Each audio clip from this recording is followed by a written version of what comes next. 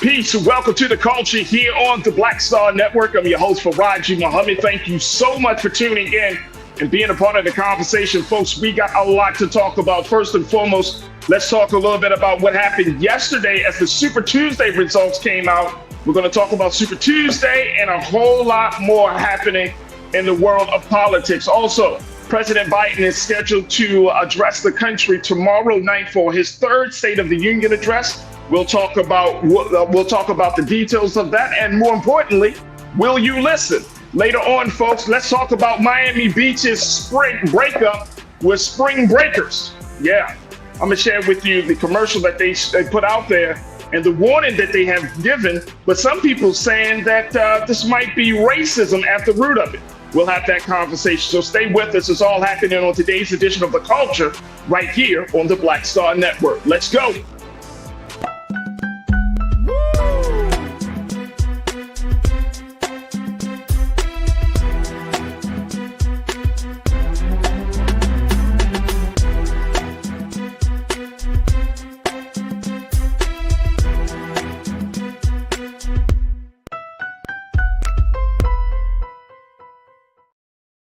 All right, folks, welcome to the culture here on the Black Star Network. I'm your host, Farajii Muhammad. Thank you so much for tuning in and being a part of the conversation. And we are streaming live right now on a number of platforms. First and foremost, check us out on our home platform of blackstarnetwork.com. Download the app for free. Follow us on social media at Black Star Network. And we ask that you put something in a bucket for us, as we want you to be investors and stakeholders in this digital movement that we're in. So go to our website today and show your support. And we cannot thank you enough for tuning in, for your support, and for your donations. Now, we're also streaming live on Amazon platforms, on Amazon News, on your Fire TV. You can also check us out on Amazon Prime Video, where you can find us on the Prime Video app. Just go to Prime Video app under Live TV, the news, or find us on Amazon.com under Prime Video, then Live TV, the news. And we're also on the Freevee network, where you can find us there on now under news. So you can just check us out there on the Freevee network, on the Black Star Network.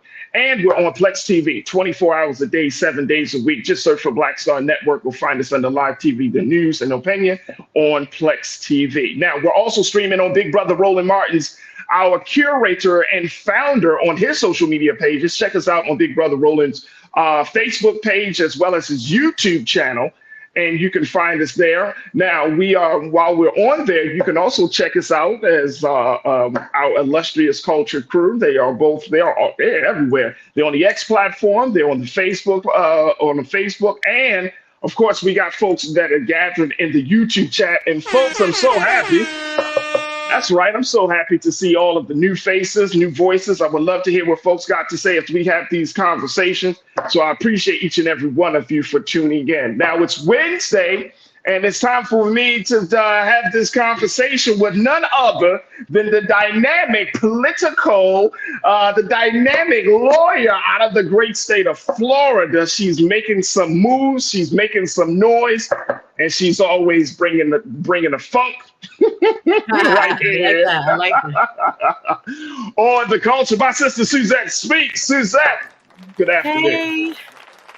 How Good to are be you? here. I'm fantastic. I'm a little nasally, caught a little bug, but we push it through, and it's always a pleasure. Can't wait to get into today's conversation. There we go. There we go. All right, Suzette, let's start talking about Super Tuesday. First and foremost, most of the general results around Super Tuesday shows something I think that is pretty much we kind of expected. We saw President Biden doing really well in a bunch of different states. President Trump considered that he's getting what some may call a Super Tuesday sweep against former presidential candidate Nikki Haley, who dropped out of the race and said that she is going to drop out of the race, but will not endorse Trump. So that's going to be an interesting storyline moving forward. And she's hoping that Trump does his best to try to win her and her supporters over. Here's another thing that people did not know. This is interesting. President Biden said, you ran a courageous race. It's good to run, it's difficult to run a presidential race during this Republican Party. If you want, you can bring your supporters over here, and there's a place for them. I'm not making this up, folks. President Biden has put out the invitation that Nikki Haley can show some love and bring her supporters over there. What do you make of all of this?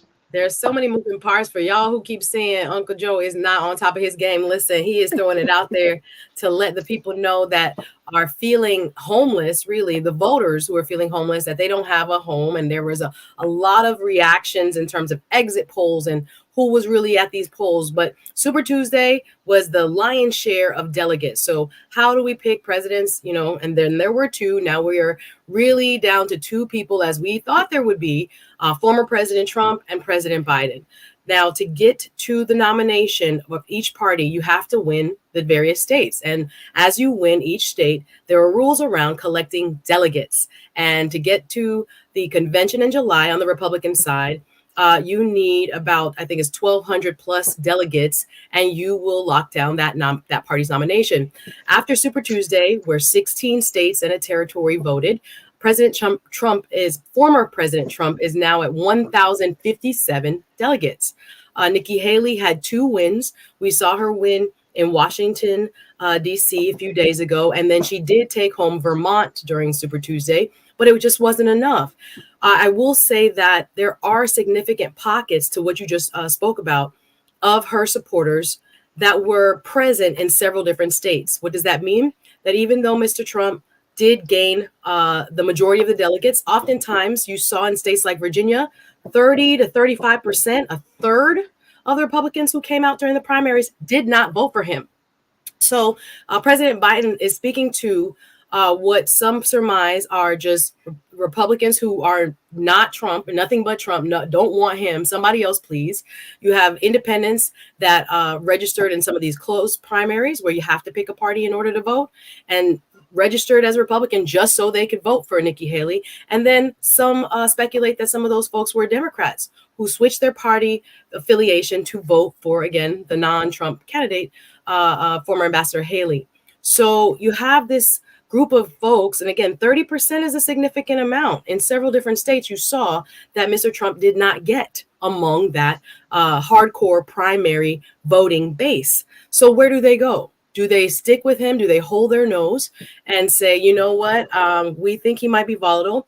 We don't like his policy positions. And I know we'll get into it, because the biggest thing that I think is missing is that people are more, or some folks, especially on the Republican side, are more in love with that cult of personality. And again, we have to be more than one person and one issue voters. We have to look at what does that cult of personality bring to the table as the possible leader, yet again, of this country.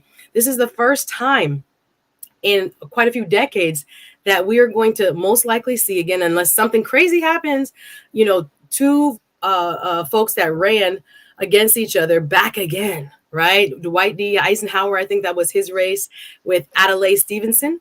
And when it happened before in that race where the candidates went against each other one presidential cycle, and then again, Dwight D. Eisenhower won by a small majority, and then the second time, an even greater majority. So this hasn't been seen in some time, but there are a lot of voters, again, a significant amount of that Republican base that did not vote for Mr. Trump. So where do they go? That is a key question, and President Biden is not afraid to try to woo them over to say, look at my policies, look at my accomplishments, I'm your guy. Very, very interesting. Look, we got to take a quick pause. When we come forward, let's continue to talk about Super Tuesday and so much more. I want you to join us in the chat. We got a lot of new watchers, so welcome to all of the new watchers in the chat. If you want us to share what your thoughts are about yesterday's election, we would love to hear from you. Make sure you post your comments in the YouTube chat or on the Facebook chat, and we would love to get to hear what you have to say about yesterday. So stay with us. We got a whole lot to cover in this first half here on The Culture on the Black Star Network.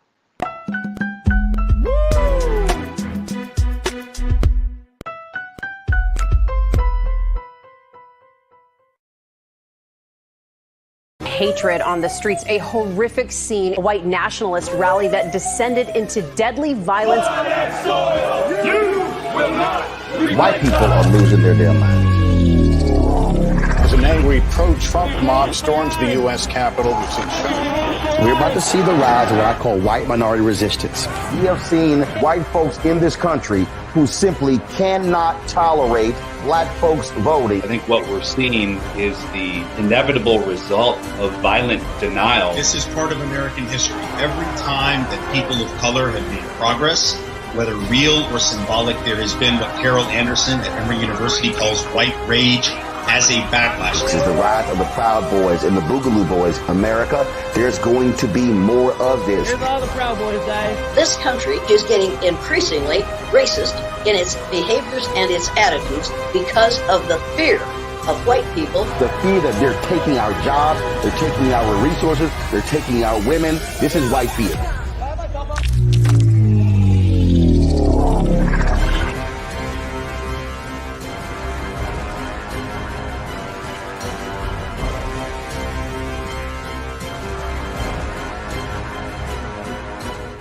Pull up a chair, take your seat.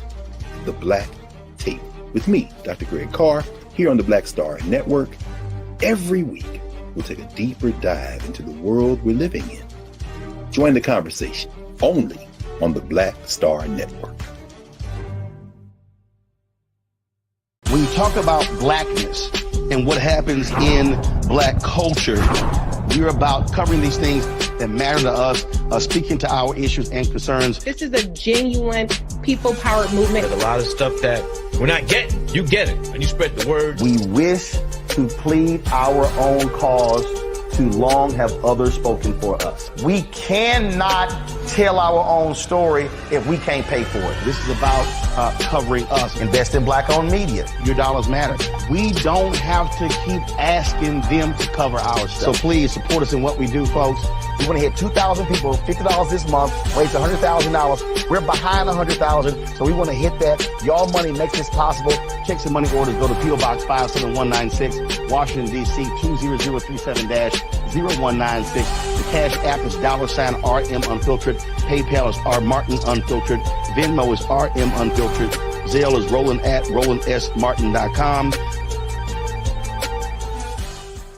Hi, I'm Dr. Jackie Hood Martin, and I have a question for you. Ever feel as if your life is teetering and the weight and pressure of the world is consistently on your shoulders? Well, let me tell you, living a balanced life isn't easy. Join me each Tuesday on Black Star Network for A Balanced Life with Dr. Jackie. We'll laugh together, cry together, pull ourselves together, and cheer each other on. So join me for new shows each Tuesday on Black Star Network, A Balanced Life with Dr. Jackie.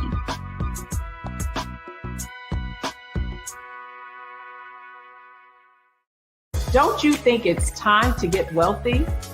I'm Deborah Owens, America's Wealth Coach, and my new show on the Black Star Network focuses on the things your financial advisor or bank isn't telling you. So watch Get Wealthy on the Black Star Network.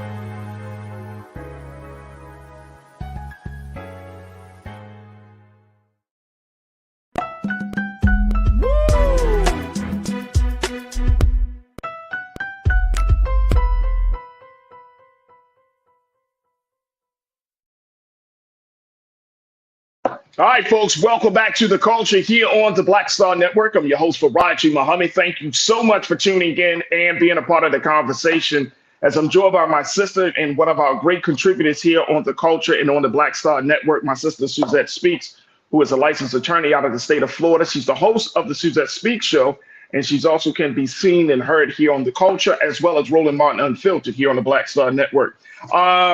Suzette, you were breaking down just a little bit of the data and some of the numbers around what we saw yesterday. Do you get a sense that, and I haven't come across anything just yet, but did you get a sense that voter engagement, voter turnout, was it high, low in some of the places where there's some unexpected voter turnout? What did you see across the country?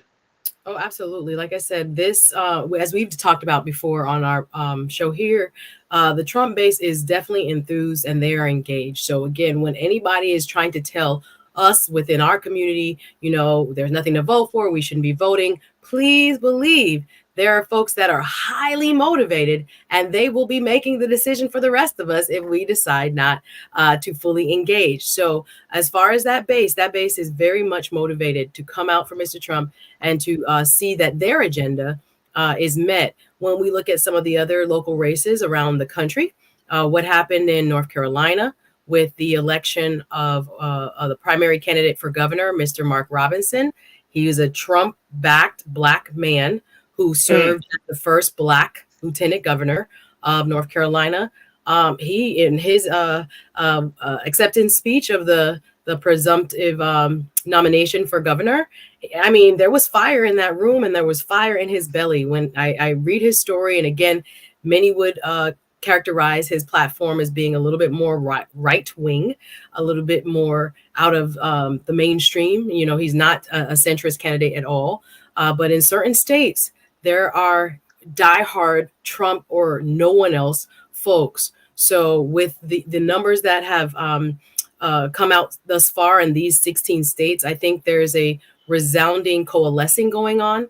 Now that we know at this stage, it's about winning the delegates to get to the nomination. So there's something that happens in politics that usually when it is a clear winner, as we saw with Nikki Haley this morning, her giving her concession speech that she's bowing out of the race, there is a circling of the wagons. What does that mean? That people of probably differences before say it's the best thing for the party. And it seems as if, the people have spoken. As you talked about on the show yesterday, I was deep in the chat yesterday talking about the Supreme Court's decision. And now that Mr. Trump will be, and there's so much I wanted to say on that. I was like, well, I wish we had saved that for today too. But the decision that was made and why it was made, I know we don't have to rehash it. Y'all watch yesterday's show. It was a great discussion. But I would like to plug, if I would, and I know it's not on this platform. No, go ahead. But I was watching Karen Hunter's show last night with a gentleman who has written about the 14th Amendment. And he was going deep, and I forget the author's name. I probably should have had it ready, but I just came to mind as we're getting into today's discussion. But he was talking about how after the Civil War, after the 14th Amendment was adopted and all the other, amendments for the protection of Black people, after what was won and hopefully fought for, which was equality, including us into this great American experiment, there was a discussion being made right before Abraham Lincoln was assassinated with those who were in the camp of the North, talking about what to do with the former Confederates. And under that same Section 3 of the 14th Amendment, there was discussion about why or why not people who fought for the Confederacy and who were gung-ho about maintaining that social order, why they should not be allowed to run. And then there were people in the camp of Mr. Lincoln who were advising, we should allow them, which eventually did happen, back in government, right? They didn't follow the very letter of the law that was written and added by our Congress into the Constitution. And how, by comparison, he was talking about how we're doing the same thing yet again, a couple hundred years later. And what the results were then was that deep Jim Crow Black Code South, when people who were, again, standing on the wrong side of the Constitution were given a free pass, basically, and the words of the Constitution were not adhered to. And what we saw with the judgment yesterday or Monday, and it had to be, because I don't say, from my perspective, I don't see how they couldn't come to that conclusion, 9-0, because I could see it being played in the opposite direction against Democrats in 10, 20 years. So can any party really do something like this, even though there might be constitutional backing for why, in this case, that the behavior displayed by the candidate in question actually did meet the criteria of the Constitution? It was just a very good discussion that I know it is neither here nor there now, because Mr. Trump will be on all ballots across the country as a matter of law. But yeah, so we pick and choose. Our Supreme Court seems to pick and choose when they want to have a strict constructional, what they call a historical view of what the founders meant by writing that beautiful document called the Constitution, and when they believe it's a real and living and evolving document that has real life scenarios that, you know, the implications of which they are trying to govern for. It's very interesting that all of a sudden it's a live and breathing document that they have to make sure protects the system of government that we have, as opposed to reading it historically, like has been the general conservative view on many rulings that we've seen in this court's term. So yeah, it was a very interesting show. Please, I really wish I had the reference to the author's name. It's a Clay King, the Griff. I don't want to get it wrong, but yeah, he wrote a wonderful comparative piece about the 14th Amendment, why it was written historically, how again, Lincoln, before he passed, was really being pressured and was considering how to bring folks back into the fold without penalty. And then when he passed, that is what happened with the election of several presidents and governors, and what they brought with them, that same energy that they had in the Civil War, they brought with them in those offices. And it, you know, and let me just throw this out there. Yeah, I'm sorry, really, go ahead, Suzanne. No, sorry, please. No. I was just going to throw this out there, and I know we got to take another quick pause, and I'm glad that you brought this up, just because any thoughts that you have, and I mean, you know, anything that comes up with the courts and stuff, I always think about you first. I'll be like, I got to talk to Suzette about this, right? But so just for the timing of things, but I want to hear what you have to say about that court ruling, because yesterday we talked to Sister Elizabeth Horton, a chef out of Hartford, Connecticut, but she is a former city council person. She's a social justice activist. But to hear what you have to say as well would be fantastic. So you can intertwine that throughout all these conversations today. But I do think that it is interesting that we do have this conversation, but with the disheartening part about this is that I don't think that people care about the historical implication, the historical reference, nor do they care about, and I'm talking about the Supreme Court. I mean, some of the American people, some Americans, I think, really do care. But I think that the Supreme Court, I think it's just there's so much party politics, and it's just so partisan that, yes, I kind of understand why the Supreme Court made that ruling, because I read that, and I don't remember which justice said it, but you don't want to create a precedent for state-to-state patchwork. That's the terminology they use. You don't want it to be patchwork. It's so cool. And that's the thing. Exactly. Right? I know we got to go to a break. We got to go to a break, but that's understand that as Black people, our civil rights, that word civil rights is overused. Our full integration into American society came by way of the courts.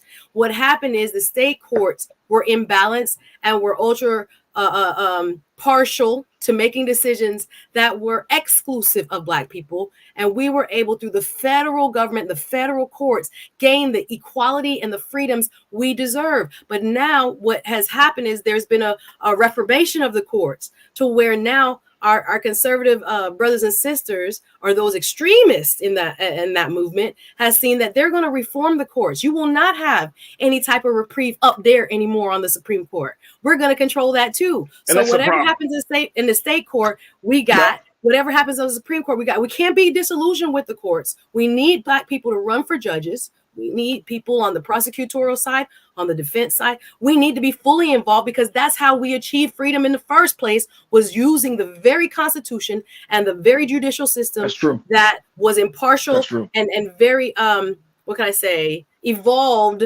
with the viewpoints that went from Plessy v. Ferguson, separate but equal, to where we actually got what was to be fulfilled by the words of the Constitution. So we got to look at the courts. We got to have, for example, Ron DeSantis appointed 4 new judges in Florida this week. None of them are Black. It seems like the only way Black people get into the bench, into the system, is to run, spend their money and run. So we can't turn our backs and say, oh, this is too much and this is too partisan. This is what allowed us the advancements that we've had over the last 50 or 60 years. And if we are not paying attention and we are asleep while they realize, oh, we're not going to have this anymore, we're going to stack the courts. We're going to make sure our like-minded justices are the folks that we're promoting, and we're moving up the ladder towards the Supreme Court. We're not, it is such a dangerous kind of trend that we have to wake people up to it, because that's why these elections are so consequential. The courts have to have a balance of thought And I think, again, we talked about Mr. Biden appointing more Black women, more people of color, almost a third of everybody he appointed already to permanent life, or life, I would say life sentences, lifetime appointments. Yeah. Important. I get it. We gotta have leaders that see our thought. I gotta go. I know we gotta take a break. We got to take a quick pause. Brian Christian, you checked in and said, "Wow, so they want criminals who don't take accountability for their actions to stay running buck wild and just hope for the best. That's crazy." Y'all hearing Suzette? Y'all heard me yesterday. We got to take a break. Let's continue to talk about it. Talking about Super Tuesday results and more. Stay with us. Join us in the conversation right now, streaming live on Big Brother Roland Martin's YouTube channel and on his Facebook page. We would love to hear from what you have to say, folks. Stay with us. It's The Culture here on the Black Star Network.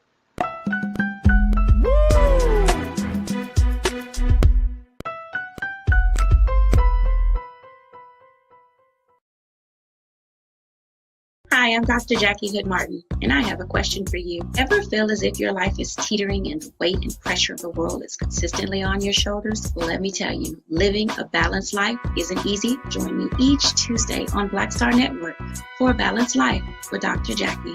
We'll laugh together, cry together, pull ourselves together, and cheer each other on. So join me for new shows each Tuesday on Black Star Network, A Balanced Life with Dr. Jackie.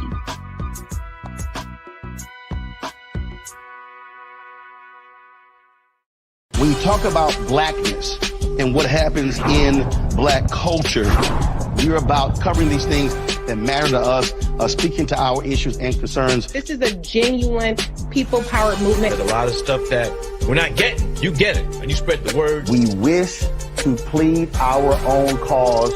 Too long have others spoken for us. We cannot tell our own story if we can't pay for it. This is about covering us. Invest in Black-owned media. Your dollars matter. We don't have to keep asking them to cover our stuff. So please support us in what we do, folks. We want to hit 2,000 people, $50 this month, raise $100,000. We're behind 100,000, so we want to hit that. Y'all money makes this possible. Check some money orders. Go to P.O. Box 57196, Washington, D.C. 20037-0196. The Cash App is $RM Unfiltered. PayPal is R Martin Unfiltered. Venmo is RM Unfiltered. Zelle is Roland at RolandSMartin.com. Hatred on the streets, a horrific scene, a white nationalist rally that descended into deadly violence. White people are losing their damn minds. As an angry pro-Trump mob storms the U.S. Capitol, we've seen We're about to see the rise of what I call white minority resistance. We have seen white folks in this country who simply cannot tolerate Black folks voting. I think what we're seeing is the inevitable result of violent denial. This is part of American history. Every time that people of color have made progress, whether real or symbolic, there has been what Carol Anderson at Emory University calls white rage as a backlash. This is the rise of the Proud Boys and the Boogaloo Boys. America, there's going to be more of this. Here's all the Proud Boys, guys. This country is getting increasingly racist in its behaviors and its attitudes because of the fear of white people. The fear that they're taking our jobs, they're taking our resources, they're taking our women. This is white fear.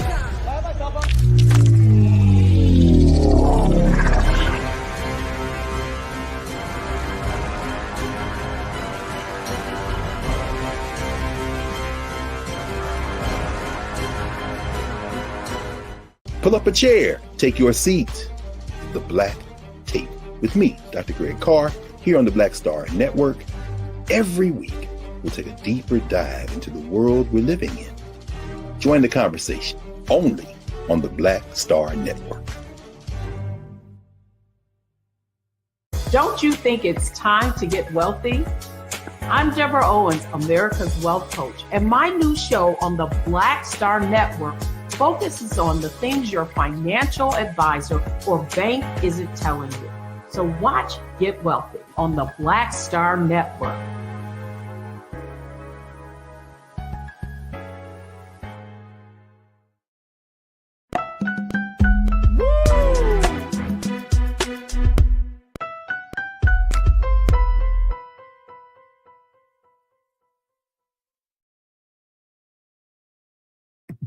All right, folks, welcome back to The Culture here on the Black Star Network. I'm your host, Farajii Muhammad, joined by my sister, Suzette Speaks, host of the Suzette Speaks Show, political strategist and contributor here on the Black Star Network, as we talk about Super Tuesday results and so much more. And again, as we had this conversation about all things politics, we certainly can't think, right there in the background, as Suzette has so eloquently put out there, you got this Supreme Court decision that has been a looming presence over this election run, this presidential campaign, this presidential election. And now that the path is clearer for former President Donald Trump to possibly go back into the big seat, many are wondering about the future of this country. And I think it's a justified sentiment, Suzette, considering the fact that there are so many things in place. And I think your piece around the importance of the courts, and I know that I want to just touch on a couple of the states, but we can't just kind of gloss over the fact that the court system, and I said this yesterday, is where a lot of Black folks have often got that sense of justice. And now, if state courts are stacked, if the Supreme Court is stacked for other, for the conservative view, where do Black folks go? What is our recourse? Because as I said to our sister Elizabeth Horton Sheff yesterday, for many years we have gotten into the trend of filing lawsuits. You got the Legal Defense Fund for the NAACP, for the Urban League, and all of these other civil rights organizations. We filed lawsuits and all of these things, those tactics are slowly being thwarted each and every day when you hear about more conservative judges or more states' rights being, repealed. And so I'm asking a big question: what is the recourse? Where can Black folks go to get a sense of justice in this country if it's not from the Supreme Court or from the state court? Again, we will beat this with a stick and 2 times on Sunday when it comes to why we were able to make progress when Black men first received the right to vote or fought for the right to vote, and the changes that allowed even in the South right after the Civil War. We had more Black statewide elected Black senators and in the houses of each state. The Florida House, I'm thinking about who was elected during those 1800s, 1880s, 1890s, 1910s.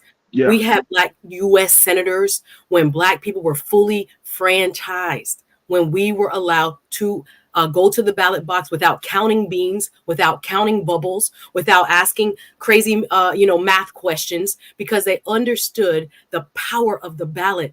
What has happened then is being repeated. If we can beat you on the issues, we are going to make laws such that more and more of you either don't realize the changes have occurred or are purposefully, getting harder to access, right? I want you to have more IDs when you show up. I want to take away Souls to the Polls Sunday. Why extend early voting? No, we don't want to do that. In Florida, they were considering during this session that if you wanted a at-home ballot, vote by mail or absentee, whichever you want to call it, that you would have to have a real reason to apply for one. Not just anybody could get one. Now you have to show medical proof or all this other stuff. Why are they doing that? Because if they don't have the numbers based on the issues that they are proffering, the issues and the policies that they're putting forth, the way that they continue to amass power, even though their ideas are not being touted by the majority of the American people, is to outvote them. They are never going to stop going to the ballot. They are never going to stop marching when there's a primary, when there's a general. They know when the elections are, y'all, because they know that the winner, the person that gets the most votes, is the person in control of policy going forward for whatever that term is. So we have to be very careful, right? And clue into, wow, if they're taking over the judiciary in this type of way, and they know that's where we have had the most progress in terms of civil rights, equal rights for Blacks and everyone else, because every time we add to the rights and the equality of the American experiment, to this beautiful tapestry that we're calling, everybody gets treated the same. one law for every human being, you are able to live up to your full potential without, hindrance based on, discrimination or any other partialness, where people in other countries have to belong to a certain party, have to always say yes to the leader that they have. There's so many different forms of government, and ours has allowed access to the very richest as well as the poorest by the ballot. But this whole psychological propaganda, oh, ain't nobody worth voting for, ain't nobody gonna come to your aid, there's nothing you could change by going to that ballot box, why don't you just stay home?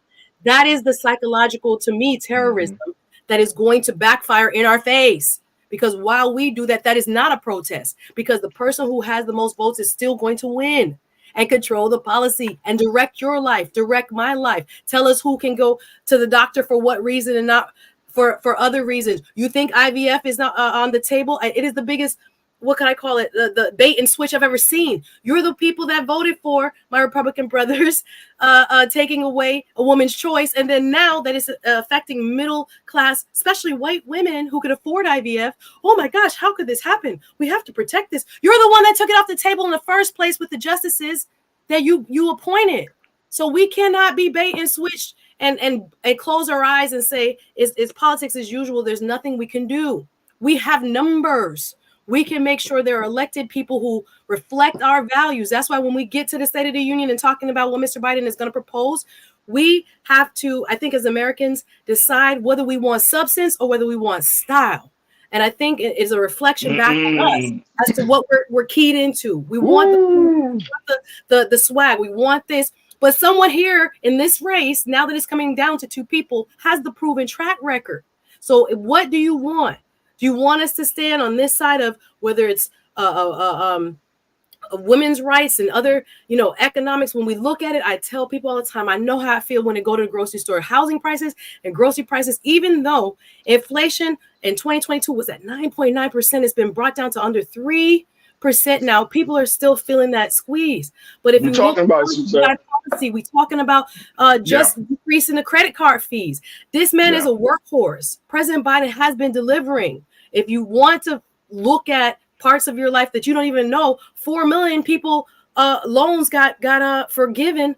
And we're not talking about actual wins. We're talking about stylistics. And again, I know being an inspiration and a motivator is important for any leader, right? But when you have the proven track record, you have to weigh for yourself. If I stay home, if I'm not doing my part in either contributing money, supporting a local candidate, fine, you're not all up into the national. The local is what matters. There are primaries happening all around us right now. And we are a system that feeds from the bottom and people move up the ladder to higher office and higher office. If we're not in a fully engaged mode, looking around at if they can't win on the issues, they're going to make sure they stay fully engaged at the ballot box. And if we are not matching energy for energy, we're going to end up with the short end of the stick. Hey, look, Suzette, look, let me just say that you're absolutely right. I came across this and I put this on my social media today on my Instagram. The White House had announced that just something very small that many people, this story was all the way at the bottom. You're talking about those kitchen table politics. That's what it's called, kitchen table politics, when you're talking about stuff that affects us directly. President Biden and his administration were able to put a cap on credit card fees from $32 now down to $8, saving Americans $10 billion a year. Now, some of you might not think that's impressive, but if you think about how much debt that we hold to credit card companies, it's a lot of money. $32 to $8. That means that credit cards won't be able to charge you more than $8. And according to the White House, if they do charge you some exorbitant late fee or credit card fee, they have to explain in writing why. You remember when overdraft was 35? You remember? Oh my God! Oh my God! Y'all never been hit with a 35. Am I the only one? Now it's at $10. Like this stuff makes a big difference. This makes a huge difference. Now I will look. It's kitchen table politics. So you're talking about stuff like that, and again, he's also in the same announcement. He also said he's putting together a task force and this is part of his campaign promise, and I thought this was pretty interesting. He's putting together a task force to look at gas, food, and other consumer good prices to see if they can put a cap on that as well. There's only so much, like I said, we don't understand the system versus the economy. But of course, the person that sits in the White House gets the blame or gets the credit. So he's doing as much as he can. So with the you know, I mean, hey, look. We can go back and forth, and I understand the politics. Trust me, I understand because I'm listening, I'm hearing, and I'm processing all of it. So you know, I understand the politics, but we do have to look at, okay, in the long run, we got to look at what the vision is. What is the ultimate goal here? And I think that is one of the things that, you know, even when I had this conversation yesterday with my sister, Noemi Lawan Perez, and she was like, you could stand on one issue. And Suzette, you've said this as well. You can stand on one issue, but that one issue is not the complete picture of one's presidency or one's time in public service. And I agree with that. You know what I mean? We as Black folks, we have so many challenges, and it's like that old saying, you got to pick your battles, right? You got to figure out which battles are that you want to wage to possibly turn into a war, or which battle you're going to say, you know what, you got that, let's move on to something else. So we're going to have to 10% of the agenda that you don't agree with, is it worth throwing the other 90% down the drain for someone who is 100% on the opposite side of the agenda that would benefit you and your community? That's really the question we have to ask ourselves. Absolutely. K-Dog 88, you said, how many Black poor people have a credit card? How does it help them? A lot. I was about to say, don't be able to get a lot. K-Dog 88, a lot. Black people have a lot of credit cards. And quote unquote, low income poor people have a lot of credit. The reason that I'm not sure if I agree with, but I hear what you're saying. I think it impacts them in a positive way, actually. It's a lot. It's a lot. Look, we got to take another quick pause. When we come back, let's continue the conversation on the other side. Plus, let's talk about the president's upcoming State of the Union address, his third address to the country. What can we expect from this president? Where some folks are saying that this is an address where the president's going to have to compete with the various demands that has put upon him. And this is also the same address that many people say this is a make or break speech for President Biden to ensure that he can carry on for another 4 years. A lot to take in. We'll have that conversation and continue to talk about Super Tuesday and so much more. Stay with us. It's The Culture here on the Black Star Network.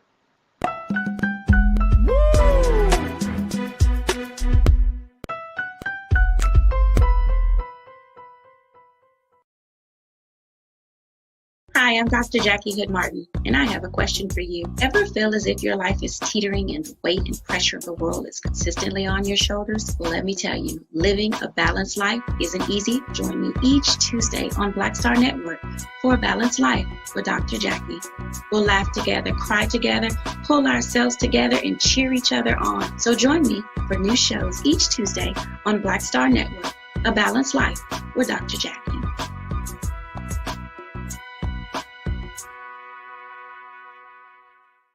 When you talk about Blackness and what happens in Black culture, we're about covering these things that matter to us, speaking to our issues and concerns. This is a genuine people-powered movement. There's a lot of stuff that we're not getting. You get it, and you spread the word. We wish to plead our own cause.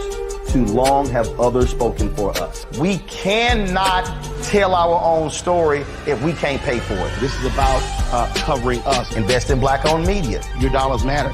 We don't have to keep asking them to cover our stuff. So please support us in what we do, folks. We want to hit 2,000 people, $50 this month, raise $100,000. We're behind 100,000, so we want to hit that. Y'all money makes this possible. Check some money orders. Go to P.O. Box 57196, Washington, D.C. 20037-0196. The Cash App is $RM Unfiltered. PayPal is R Martin Unfiltered. Venmo is RM Unfiltered. Zelle is Roland@RolandSMartin.com. Hatred on the streets, a horrific scene, a white nationalist rally that descended into deadly violence. White people are losing their damn minds. There's an angry pro-Trump mob storms the U.S. Capitol. We've seen We're about to see the rise of what I call white minority resistance. We have seen white folks in this country who simply cannot tolerate black folks voting. I think what we're seeing is the inevitable result of violent denial. This is part of American history. Every time that people of color have made progress, whether real or symbolic, there has been what Carol Anderson at Emory University calls white rage as a backlash. This is the rise of the Proud Boys and the Boogaloo Boys. America, there's going to be more of this. Here's all the Proud Boys, guys. This country is getting increasingly racist in its behaviors and its attitudes because of the fear of white people. The fear that they're taking our jobs, they're taking our resources, they're taking our women. This is white fear.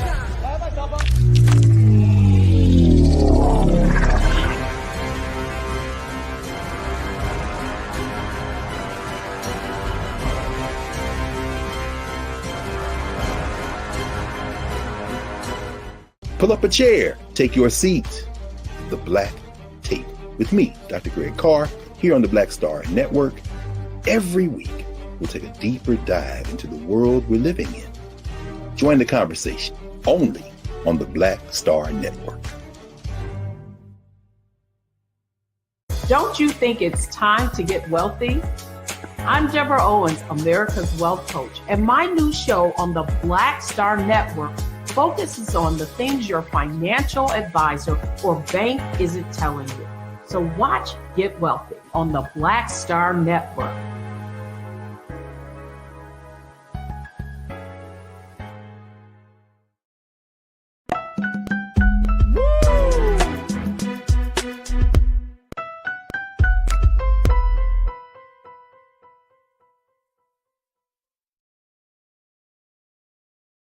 All right, folks, welcome back to The Culture here on the Black Star Network. I'm your host, Farajii Muhammad. Thank you so much for for tuning in and being a part of the conversation. And we are in the second half of the show. Had a very, very informative first half as we talk a little bit about the Super Tuesday results. And we're going to continue that conversation in just a moment. But we do want to let you know that we are streaming right now on a number of different platforms. So go to our website, our home platform of blackstarnetwork.com. Download the app for free. Follow us on social media.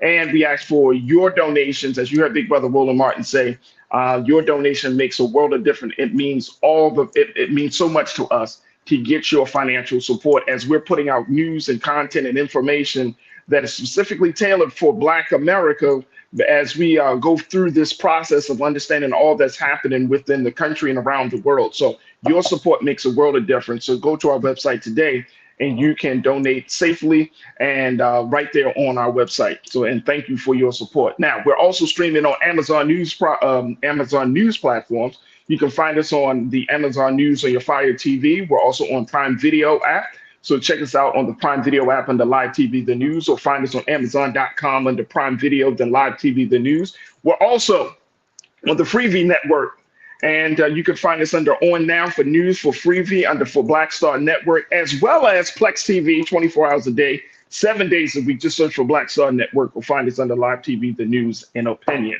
Now, we're also streaming live on Big Brother Roland Martin's social media pages, so you can find us on his Facebook page, as well as on his YouTube channel. And that's where you'll also be able to find the illustrious Culture Crew. Folks are checking in from around the country and some parts of the world, taking a look at and being a part of the conversation. And folks, I implore you to do the same. So just jump right into the chat. Welcome yourself to the chat, and we would love to hear what you got to say as we have these conversations. And I'm checked in with, and I'm locked in with my sister, Suzette Speaks, who's host of the Suzette Speaks Show on YouTube. She's also a political strategist. She's a licensed attorney out of the state of Florida, and she's a regular contributor here on The Culture, as well as Roland Martin Unfiltered here on the Black Star Network. Suzette, I want to make sure that we do cover those races, because I think there's some couple of key things that we should look at. North Carolina, we saw Mr. Robinson, who is, as a Black man, he's gotten the support of Trump. We talked a little bit about the implications of that.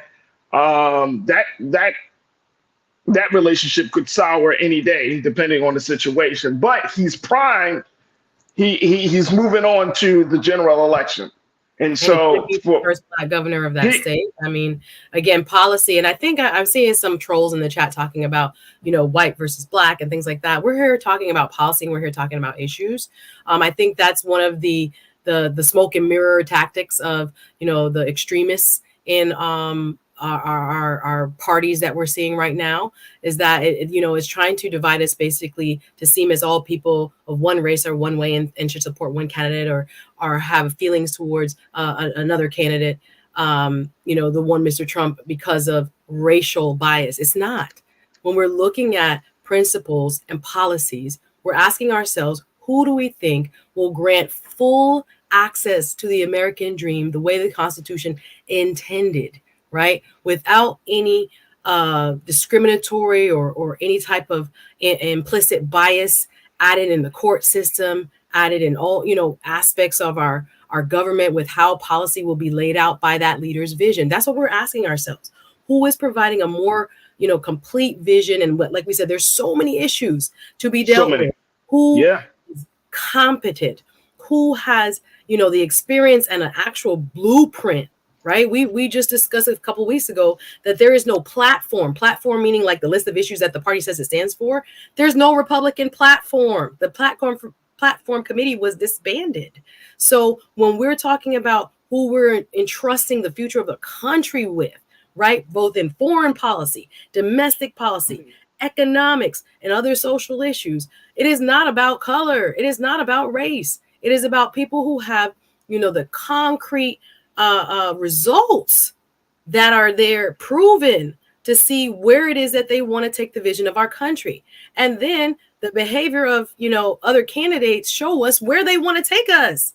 So and let me just throw something else in the mix too. That has nothing to do. Like, I really don't want anybody to minimize Black folks as if we are only, I know you're tired of me saying it, a one issue vote or all of us thinking one way. We're looking at the future of the country, and we're trying to make an educated guess as to who we can trust with our issues specifically, but with those of the country at large. So if we're asking ourselves, how much does it matter to us that A or B or C or D issue is being handled in this way, depending on what the candidates have shown us is their priority on that issue? That's what we're going by. It's good to have an open discourse when it comes to the realities of what may or may not happen if we choose one person or choose the other or not choose to vote at all. That's what this platform is about. So be very careful when you're seeing these trolls. I'm seeing them in the chat, and I just felt like I had to respond. No, that's all good. It's all good. Hey, look, that's not what we're doing here. No. And I think that this is the other part. I think that if we were to get more mature in our citizenship, in our citizenry rather, the more mature citizen is, and I mean in 2024, that today's empowered citizen understands that government cannot do it all by itself.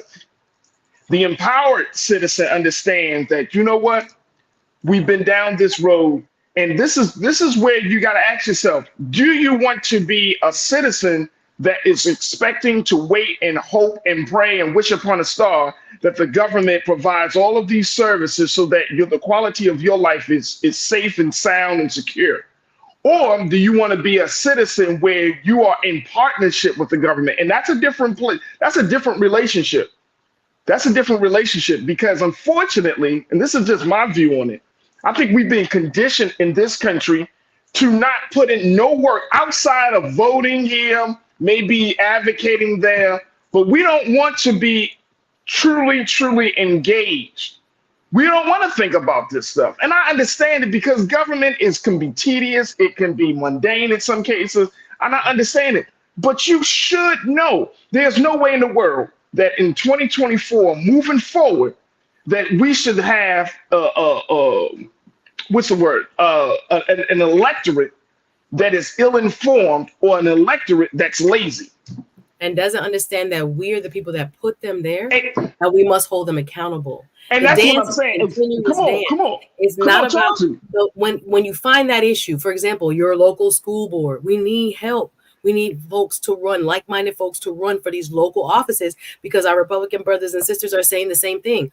Politics is local. And if we start at the grassroots, they're electing people who have their very same but we don't want to issue-mindedness when it comes to looking at where your neighborhood school is. How this is our tax dollars that we're talking about. So how are they being distributed? Are you satisfied with the service that you're getting for your tax money? And if you're not, you, like Farajii says, this is not a like sit back. You might not be able to go to the school board meeting, but you can send an email. You can, set up a one-on-one. You could go down to the school and volunteer for 2 hours. It is a dance. Like, we make our democracy happen. I agree with you fully that these local officials and all the electeds that we're talking about, whether on the state level or the city level, municipal level, right up to the national, right, the U.S. Senate and the U.S. House, and of course the presidency.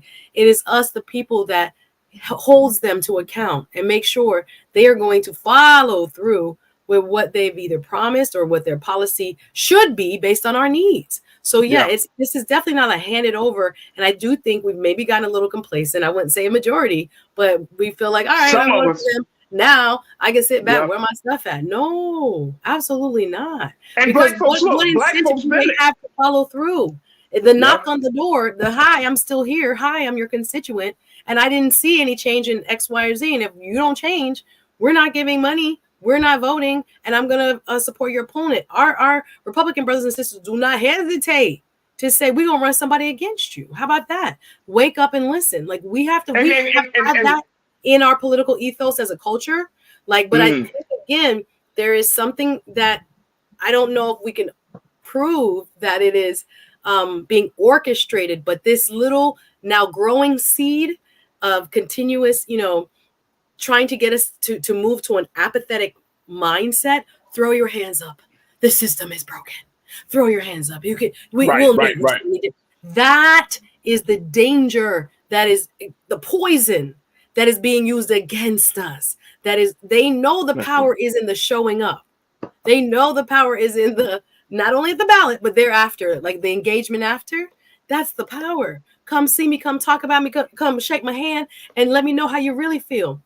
That's what politicians pay attention to.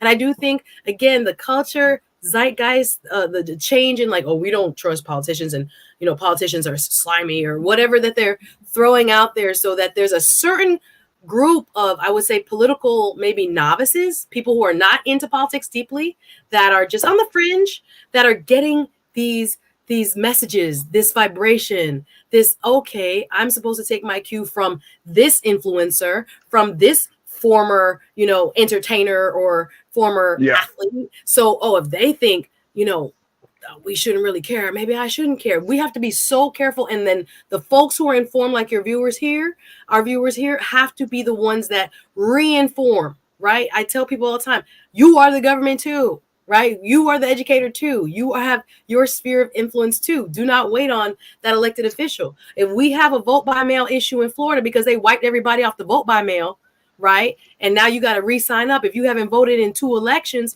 you're on the inactive list. And that affects mostly Black people. And they knew it when they wrote the law and Ron DeSantis passed it. It's up to me and you who know the difference to tell mama them, cousin them, church friends them. Everybody has to know. That's what I'm saying. The democracy is it is a dance. It is going on. And again, it can feel overwhelming. But once you find, that niche that speaks to you, and you find that elected official that's connected to it, you got to get your hands involved. Mama them, they went to the PTA meetings. They went to the school board meetings. They advocated. It is our turn now. There's been a generational shift, but we are those folks now that have to hold them to account. All right, we got to take another quick pause. Let me just throw in there a couple of things. My sister is on fire today, and I'm loving it. Here, Cindy D said, it's out of hand. People who don't even have kids and one person who complains are changing the schools. You are so right, Suzette Speaks. Absolutely. Brian Christian, you say great power comes with great responsibility. I think we don't want the responsibility since it's too much work, but we all have the power to change things, which requires us to do the work. Absolutely. That's a great way of looking at it, Brian. Thank you so much, bro, for putting that out there. Tiana, you said people got to understand this ain't no damn personality contest. We voting for people who can get stuff done. Absolutely. Say it louder for the people in the back, Tiana. Say it louder. They want a shiny show. They want the shiny show, but the shiny Hey, show look, you can't get them. Oh man, come on. Sandy W, you said you are not getting any so-called tangibles until you get off your behind and be proactive in the process. Look, man, we had our sister on the show yesterday, said, and she's still involved, Suzette, with a 35-year lawsuit that she brought against the state of Connecticut. If that's not consistency, if that's not, stand focused, commitment, and let me just tell us, we got to take a quick pause, but that is one of the big enemies of this country. There's fear, but do you know what else is a big deterrent in our culture? It is our attention. Our attention is pulled in so many different ways. We can't focus, we can't commit. And I ain't talking about your relationships. I'm talking about in understanding things. We cannot commit. Now, F YouTube, you posted something. You said something, and I'm gonna take this pause. You said, throw your hands up, build our own. Here's my take on that. Because I've been hearing Black folks, from Pan-Africanists to nationalists to all types of Black folks, say we should build our own, and I agree. But here's the thing. How are you going to build your own if you don't understand how a system works? There are parts of this system that are worked in our favor and they don't work in our favor. We have to be system thinkers to understand that, okay, what works and what doesn't work, what has helped us get forward, what hasn't helped us get forward. If we're talking about seriously building our own, because that becomes this rhetoric, this empty rhetoric that we just throw out there and be like, see, if we just had our own, but do you know how to establish a bank? Do you know how to get your bank registered with the FDIC? Do you know how to open up a hospital and all the regulations that's required? Do we even know how to open up a school? And do we have that conversation? Do we know how to create a political party? But we have to look at, okay, what's already in existence to understand, to take the best from that and then start to apply it to create a new reality for ourselves. But it's going to require us to do a lot of work. As my brother said, Brian said, we got to put in that work. Folks, we got to take another quick pause. When we come back, let's continue the conversation on the other side. And of course, hear from you. Stay with us. It's The Culture here on the Black Star Network.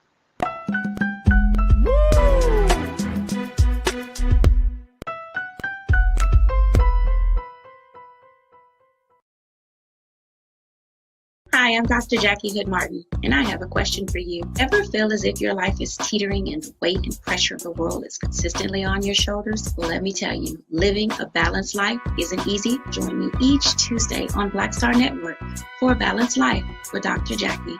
We'll laugh together, cry together, pull ourselves together, and cheer each other on. So join me for new shows each Tuesday on Black Star Network, A Balanced Life with Dr. Jackie.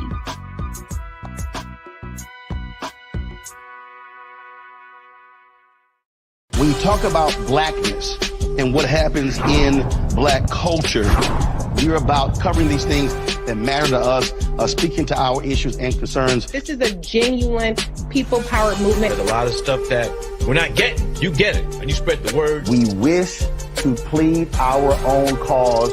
Too long have others spoken for us. We cannot tell our own story if we can't pay for it. This is about covering us. Invest in Black-owned media. Your dollars matter. We don't have to keep asking them to cover our stuff. So please support us in what we do, folks.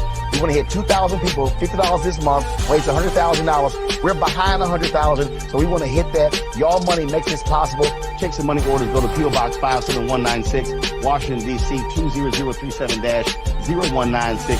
The Cash App is $RM Unfiltered. PayPal is R Martin Unfiltered. Venmo is RM Unfiltered. Zelle is Roland at RolandSMartin.com. Hatred on the streets, a horrific scene, a white nationalist rally that descended into deadly violence. White people are losing their damn minds. As an angry pro-Trump mob storms the U.S. Capitol, we're about to see the rise of what I call white minority resistance. We have seen white folks in this country who simply cannot tolerate Black folks voting. I think what we're seeing is the inevitable result of violent denial. This is part of American history. Every time that people of color have made progress, whether real or symbolic, there has been what Carol Anderson at Emory University calls white rage as a backlash. This is the rise of the Proud Boys and the Boogaloo Boys. America, there's going to be more of this. Here's all the Proud Boys, guys. This country is getting increasingly racist in its behaviors and its attitudes because of the fear of white people. The fear that they're taking our jobs, they're taking our resources, they're taking our women. This is white fear.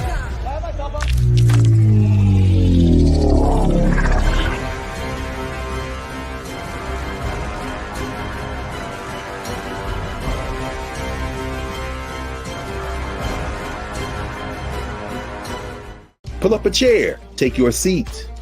The Black Tape with me, Dr. Greg Carr, here on the Black Star Network. Every week, we'll take a deeper dive into the world we're living in. Join the conversation only on the Black Star Network. Don't you think it's time to get wealthy? I'm Deborah Owens, America's Wealth Coach, and my new show on the Black Star Network focuses on the things your financial advisor or bank isn't telling you. So watch Get Wealthy on the Black Star Network.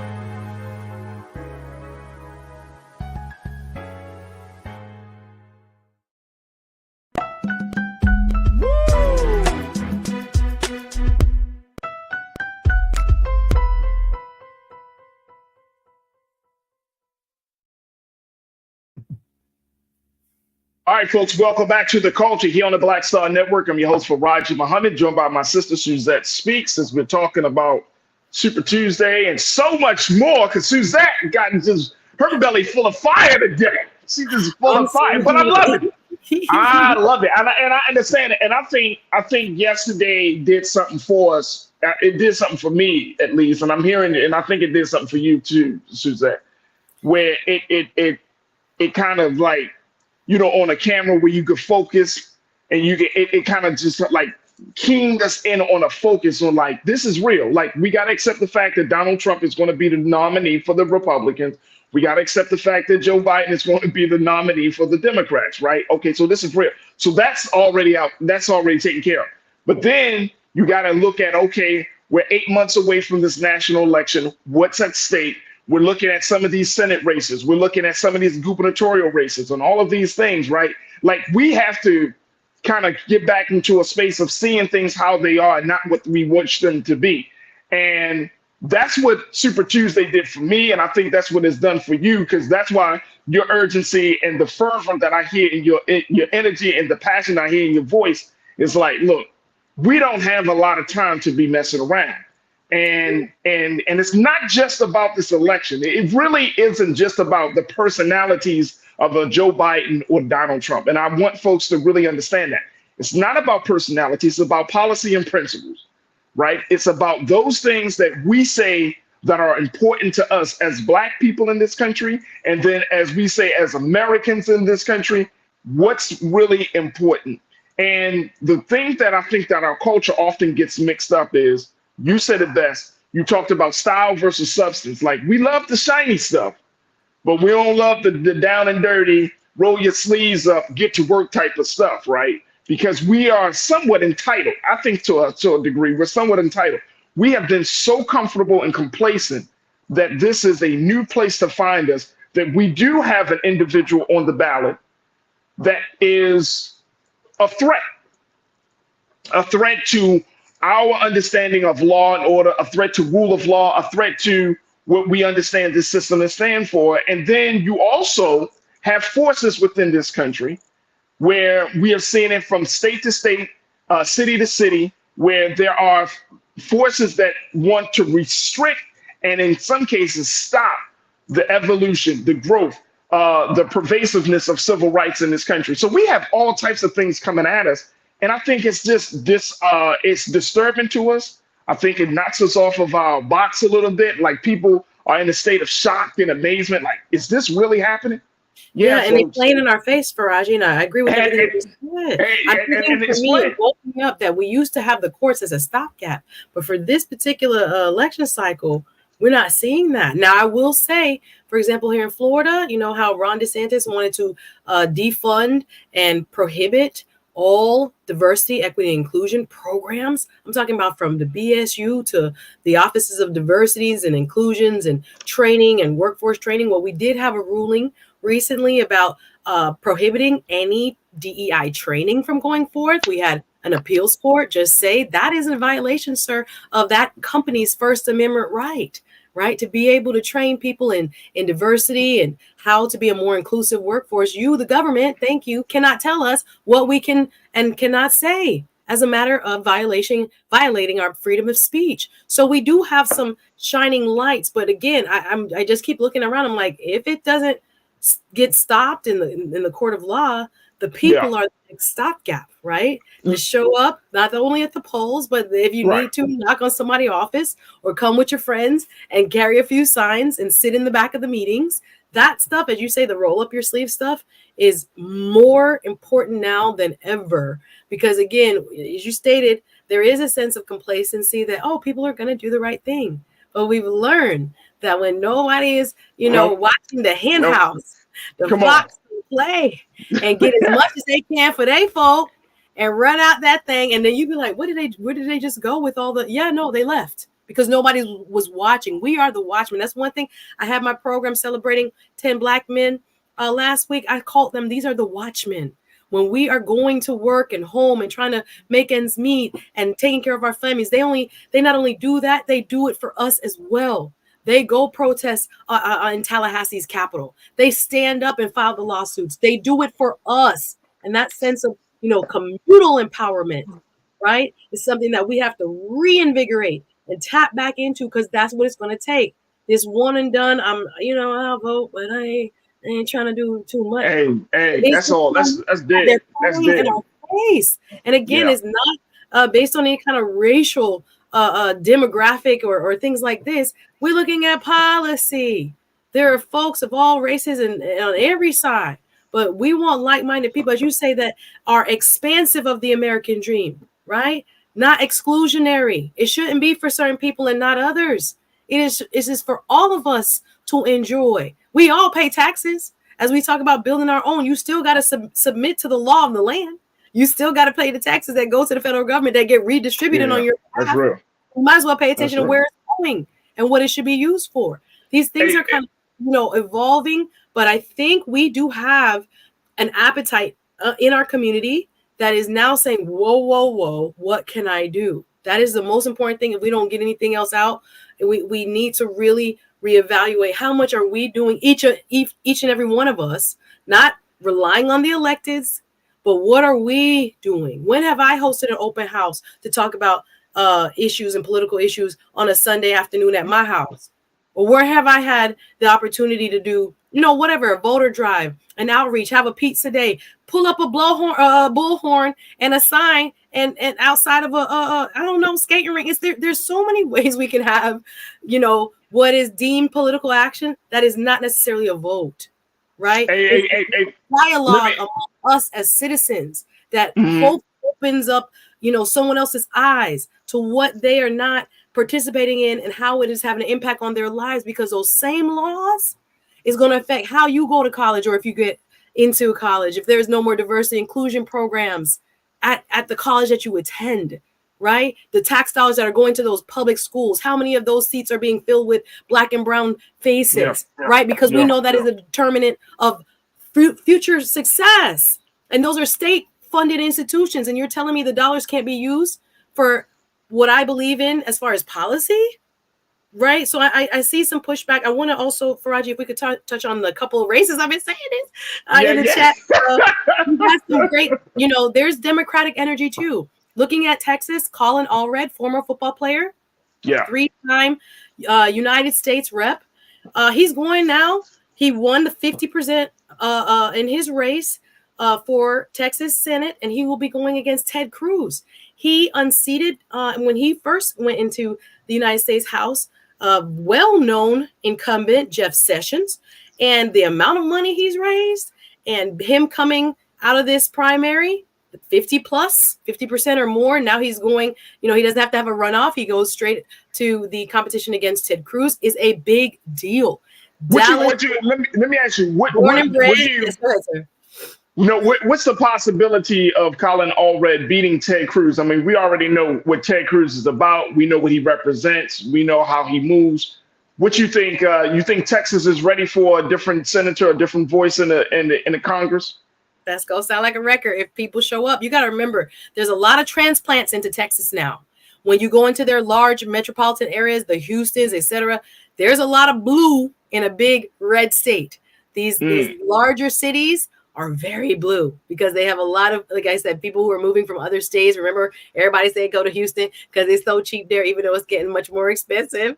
And there are a lot of other pockets where there's a strong Democratic mayors and others who have been elected. So I think it will go. I haven't looked at since this win yesterday what exit polls are saying, but looking at how he handily beat the other, I think it was quite a few. I think it was top 3, but they were pretty popular too. There are names that I recognize: Gutierrez, another U.S. rep, and others. The fact that he came out of there 50 plus, there's some strength in his campaign that I think is going to give Mr. Cruz a run for his money. Remember, Ted Cruz is not unscathed. He has his, even among his problems. What you would say, exactly, like he's been doing a dance with the MAGA base for a while, and but it's going to be an interesting race to watch. Congratulations to Colin Allred. Also in California, we just hold on. saw. Let's do this. We got to take another quick pause. So let's take a quick pause. When we come back, let's look at the state of California. And I'm glad, Suzette, you're bringing up California because I do have a question about Representative Barbara Lee in the state of California. But let's continue the conversation on the other side. Also, we're going to try to see if we can get Suzette's take on what's happening down in Miami Beach, as there's some great concern about spring breakers and how the city of Miami Beach is saying we're breaking up. Stay with us. Those conversations continue on the other side here on The Culture on the Black Star Network.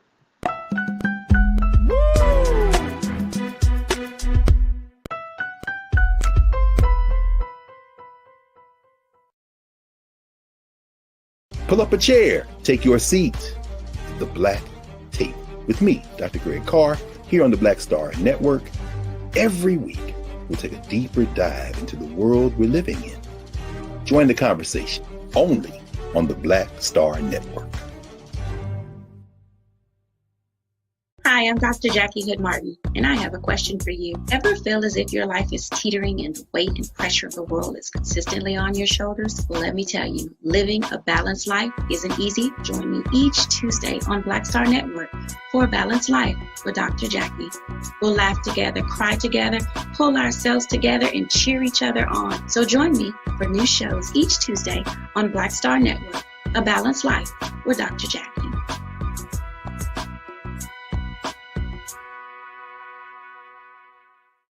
Don't you think it's time to get wealthy? I'm Deborah Owens, America's Wealth Coach, and my new show on the Black Star Network focuses on the things your financial advisor or bank isn't telling you. So watch Get Wealthy on the Black Star Network.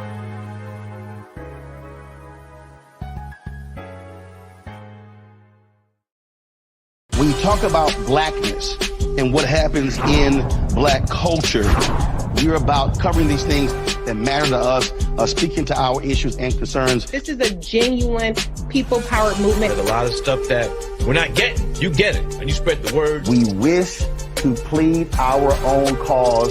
Too long have others spoken for us. We cannot tell our own story if we can't pay for it. This is about covering us. Invest in black-owned media. Your dollars matter. We don't have to keep asking them to cover our stuff. So please support us in what we do, folks. We want to hit 2,000 people, $50 this month, raise $100,000. We're behind 100,000, so we want to hit that. Your money makes this possible. Checks and money orders go to P.O. Box 57196, Washington, D.C. 20037-0196. The Cash App is $RM Unfiltered. PayPal is R Martin Unfiltered. Venmo is RM Unfiltered. Zelle is Roland@RolandSMartin.com. Hatred on the streets, a horrific scene, a white nationalist rally that descended into deadly violence. White people are losing their damn minds. As an angry pro-Trump mob storms the U.S. Capitol, we've seen shootings. We're about to see the rise of what I call white minority resistance. We have seen white folks in this country who simply cannot tolerate black folks voting. I think what we're seeing is the inevitable result of violent denial. This is part of American history. Every time that people of color have made progress, whether real or symbolic, there has been what Carol Anderson at Emory University calls white rage as a backlash. This is the rise of the Proud Boys and the Boogaloo Boys. America, there's going to be more of this. Here's all the Proud Boys, guys. This country is getting increasingly racist in its behaviors and its attitudes because of the fear of white people. The fear that they're taking our jobs, they're taking our resources, they're taking our women. This is white fear.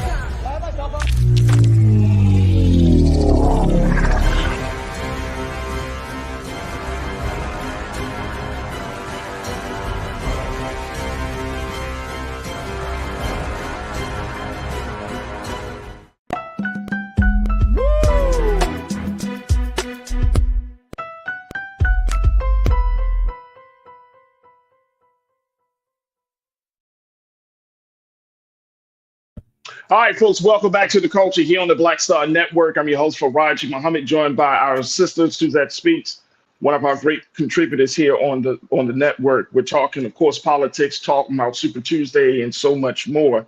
And folks are just coming into the chat. We got a lot of new watchers in the chat today, Suzette. So big shout out to all of the new watchers and folks that are taking time out your busy schedules to join us and to watch us and to be a part of the conversation. There it is right there. Look, let me just throw this out there. As Suzette has been talking about it, we've been talking about it. Look, if you come into the chat and you ask the question like, oh, what is the Democrats doing for black people? Go to whitehouse.gov, man. Go to Whitehouse. I'm serious. Just go to the whitehouse.gov website. Go to the Democratic National Committee website. Go there and let you do some work. Do some read, man. Like now we're taking class. We've been on the show for 2 years. We've been blessed to have the show for 2 years. Now we're in an advanced level here at this point, right? This is Super Tuesday just happened. We're 8 months from an election. Hey, if you're asking questions like that, you need to go and read and do some research. This is not to throw shade on anybody, but I do encourage us to become much more empowered on our own. Don't have those conversations and you don't get the actual facts of the situation. And big shout out to all of the crew who are always asking, where do you get your facts from? Because the crew is asking now, like, wait, you're gonna have to add some credence to this comment that you just made. So go to whitehouse.gov, check out administration. This is not even about trying to one up somebody. I just want y'all to be informed. ABC News. There's plenty of sources. Yeah. Plenty of sources. And of course, support black media. So that way, when we have these conversations, watch Rolling Mountain Unfiltered. Right. Come on, man. Like this too much. This every too much. Night, 6 p.m. Watch Karen Hunter's show. Like, I don't care. Like, watch Dr. Carr's show. I mean, watch these shows to learn as much as you can about this. Now, let me just throw this out here. Because Corinna said something, our great sister Corinna. She said something, and I think that is important as we have this conversation. She said, you may choose not to participate in an election, but you will have no choice but to participate in the consequences. Hello, the result is going to impact you. So be ready for that part. I'm not choice is a choice. That's what people say, right? No decision is a decision. So don't forget that part, because there are people who are making it their duty to go make sure their voice and their positions are heard. So if you're not doing that, somebody else is, and you are going to feel that consequence. Great consequence. Great point. All right, now, Suzette, let's talk about the state of California. Representative Adam Schiff has been the one to advance to the California Senate race. He's going up against Republican Steve Garvey, who was a former baseball player. And this is a race that was that many people were kind of looking forward to because of the passing of Senator Dianne Feinstein and leaving that seat open. So it opened up the conversation even before she passed away, and there was talk of her possibly stepping down. Folks started to kind of get their campaigns ramped up. Now, Mr. Schiff, he was in a race with Miss Katie Porter, Representatives Katie Porter, and Representative Barbara Lee out of Oakland, the Black progressive who is a progressive icon. She's been in Congress for since 1998 as a huge voice, a progressive icon, and she once served as the leader of the Congressional Black Caucus. Now, this has been an interesting race, and I wanted to kind of get your take on it because she didn't advance to November's election. So I'm wondering what her future is going to look like as an individual, and what does this say about, I would say, can we say old guard Black leadership in some ways? I don't want to be disrespectful. I wouldn't go as far. I wouldn't, only because, like I said, how people make these rules, all of a sudden, the elections according to the Constitution are set by the states, right? Yeah. How one votes is not how the other one votes, right? We talk about patchwork. Well, there are things that were intended to be held to be done in that patchwork, right? We have to remember the states are the laboratories for democracy. How they propose new policy, et cetera, is oftentimes used at the federal level once they start seeing, wow, the healthcare policy written by Mitt Romney was what was modeled after, what we know as Obamacare. There are policies that are tried in California and other places that people will look at as like, wow, look how it's working on that in that state, and they can apply it to the larger the union. So in this case, how this election was run was a key. I don't think it was a rebuke of Barbara Lee or anybody else. This was a clash of titans. All these people in this race have the track record and the support to rightfully think, this is my time, right? But all of them at once was kind of an overload of the system because of how this election worked. This was called a jungle primary. What does that mean? Usually we see primaries set up by the states where one party picks a winner and then faces the other party's winner. In a jungle primary, no matter who's in the race, whether they're Democrat or Republican or any other party, the top two, period, go against each other in the general election. So what was so skillful by Mr. Adam Schiff is that during his commercials, he spent a ton of money, a couple mil on commercials. He highlighted the Republican who didn't spend almost any money as his main threat. If you want a person to stand up for you, vote for me, I will make sure Mr. Garvey doesn't go down this road or doesn't stand on this policy. I will fight him. I will fight him. So what was he doing? That's why I say a lot of this is conditioning us how to think. He is making the electorate believe, oh, it's only a two-person race now anyway.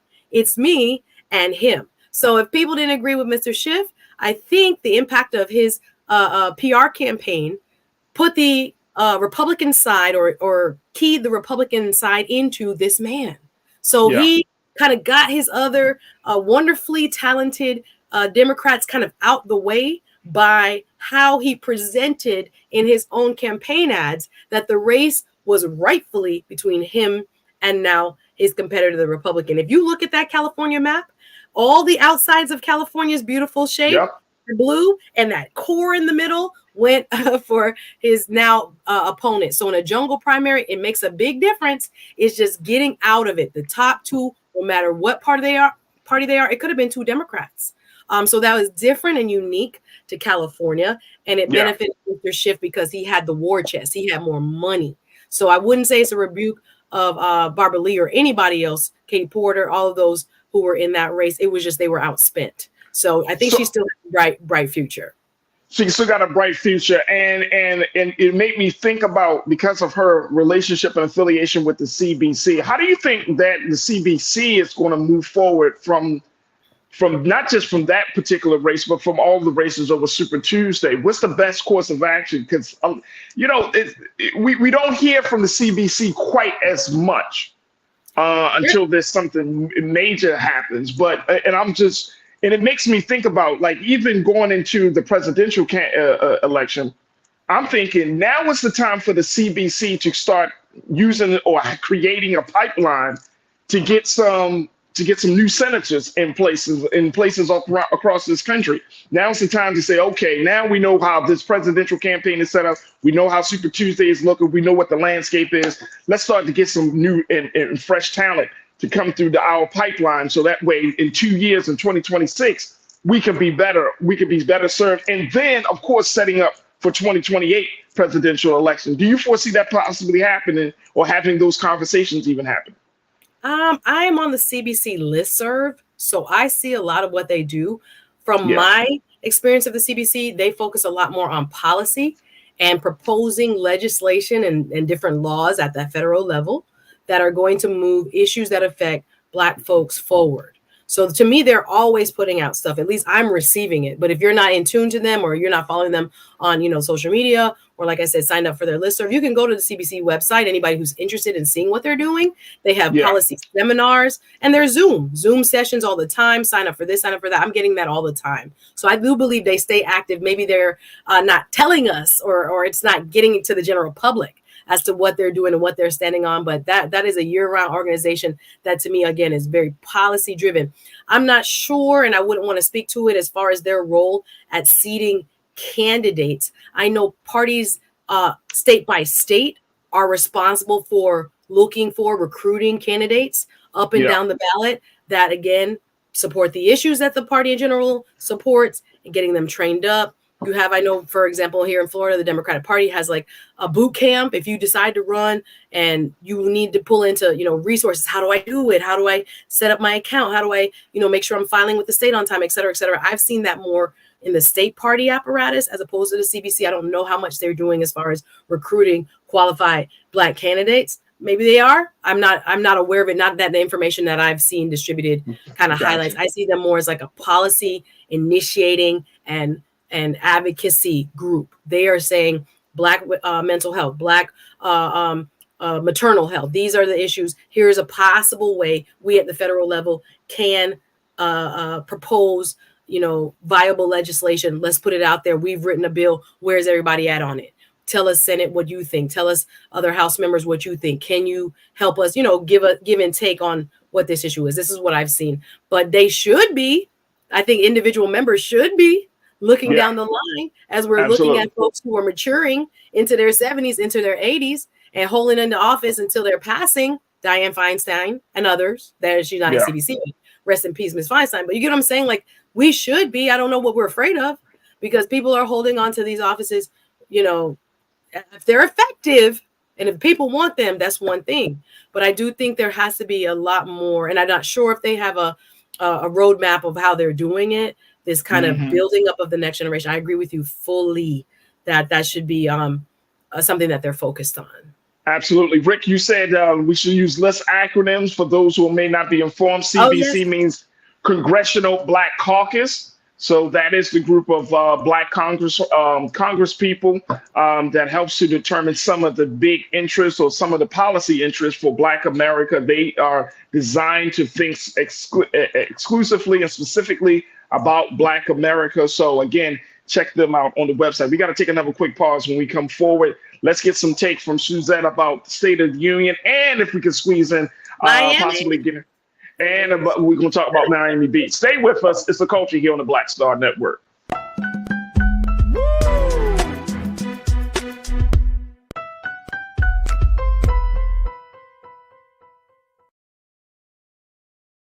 Hi, I'm Dr. Jackie Hood Martin, and I have a question for you. Ever feel as if your life is teetering and the weight and pressure of the world is consistently on your shoulders? Well, let me tell you, living a balanced life isn't easy. Join me each Tuesday on Black Star Network for A Balanced Life with Dr. Jackie. We'll laugh together, cry together, pull ourselves together, and cheer each other on. So join me for new shows each Tuesday on Black Star Network, A Balanced Life with Dr. Jackie.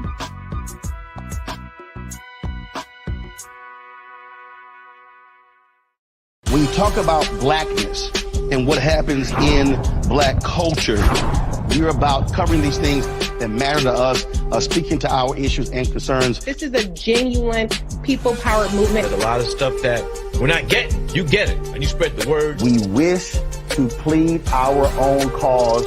Too long have others spoken for us. We cannot tell our own story if we can't pay for it. This is about covering us. Invest in Black-owned media. Your dollars matter. We don't have to keep asking them to cover our stuff. So please support us in what we do, folks. We want to hit 2,000 people, $50 this month, raise $100,000. We're behind $100,000, so we want to hit that. Y'all money makes this possible. Check some money orders. Go to P.O. Box 57196, Washington, D.C. 20037-0196. The Cash App is $RM Unfiltered. PayPal is R Martin Unfiltered. Venmo is RM Unfiltered. Zelle is Roland at RolandSMartin.com. Hatred on the streets, a horrific scene, a white nationalist rally that descended into deadly violence. White people are losing their damn minds. As an angry pro-Trump mob storms the U.S. Capitol, we've seen We're about to see the rise of what I call white minority resistance.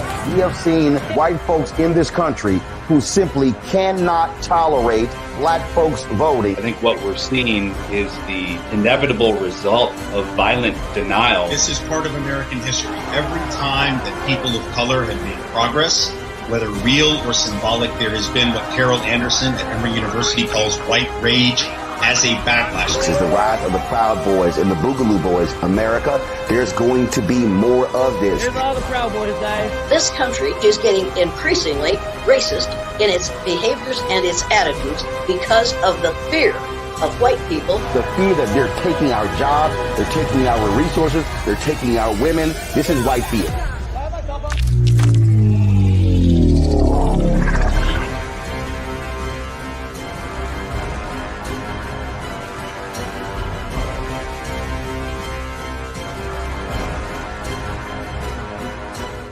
Pull up a chair, take your seat. The Black Tape with me, Dr. Greg Carr, here on the Black Star Network. Every week, we'll take a deeper dive into the world we're living in. Join the conversation only on the Black Star Network. Don't you think it's time to get wealthy?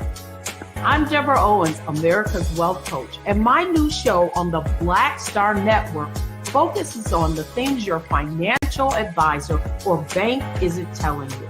So watch Get Wealthy on the Black Star Network.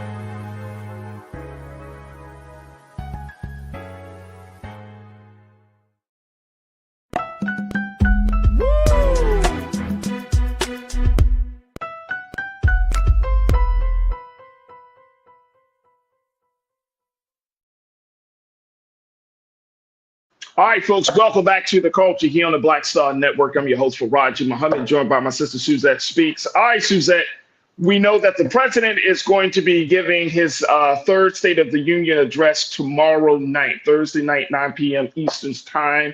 What do you expect the president to say to kind of get people in this space of being united? This has always been what the president had. This is part of his, I would say, this is a running theme for his campaign and for all of his public speeches for us to be on the same page. So would you expect anything different that he's going to speak on? No, I think it's an important speech coming after Super Tuesday and the numbers that we just discussed. I do think the biggest complaint I have is the breaking it down to the average Jane or Joe and the American public, how much President Biden has accomplished and how it impacts individuals, right? When we talk about it here, we kind of harp on the same things when it comes to, prescription drugs and when it comes to the infrastructure bill. But when you say infrastructure bill, it's very hard sometimes for people who are not, again, in tune, maybe, politically more novices and don't pay attention all the time or don't, consume as much news as we do. There has to be the kitchen table bridging of why I did what I did, how powerful and impactful the legislation that he's been able to pass back to back major bills over his term, and how it impacts the persons that are, feeling a little shaky. Like I said, until housing prices kind of and rental prices, people feel a little bit more certain about those. And of course, food. It is hard to explain that this is one of the strongest economies, one of the lowest unemployment levels, especially for Black people. Like I said, inflation has gone down tremendously, but we still feel this haze. People are still kind of scared, a little bit uncertain. So I think he has to work on addressing that in layman's terms, not in bills called, with their names of infrastructure, et cetera. Like we were just told, CBC doesn't mean anything to anybody, not, to some people. We have to break it down. I'm hoping to hear a little bit more of a broke down vision, and he should take some time to explain how much change he has been able to bring to the federal government through his passing of bipartisan bills. We haven't seen these type of like landmark spending, we call it legislation, right? It's how the federal government will be spending money for the next 5, 10, 15, 20 years, and how it has basically been given to the states and will trickle down, but will come down to the people through hopefully their governors accepting it, and then the local governments tapping into it as well. And that's how it kind of gets redistributed. Their tax dollars go back to the regular people.